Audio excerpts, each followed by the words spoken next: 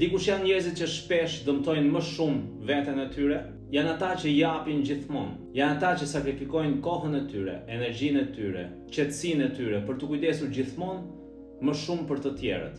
Në pamje të parë duket si diçka e bukur, duket si dashuri, duket si bujari, por jo gjithmonë është kështu. Sepse kur ti jep vazhdimisht dhe nuk lejon të tjerët të japin, krijon një marrëdhënie pa ekuilibër.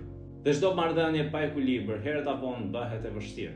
Kam vëre se kjo ndodh shpesh në familjet tona shqiptare. Një person jep gjithçka për të gjithë, sakrifikon jetën, ëndrat, shëndetin, qetësinë e tij dhe mendon se po bën mirë, por duke dëmtuar veten në fakt, po dëmton edhe ata që do. Sepse nuk po jep mundësinë që të rriten, të kontribuojnë, të japin ata diçka në këmbim.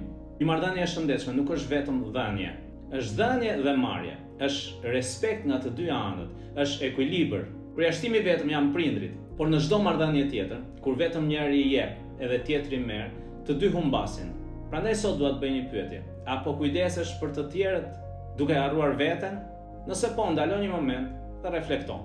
Sepse kur kujdesesh për veten nuk bëhesh egoist, bëhesh një shembull i mirë për gjithë njerëzit e dashur. Rri i pastër dhe kujdesu për veten.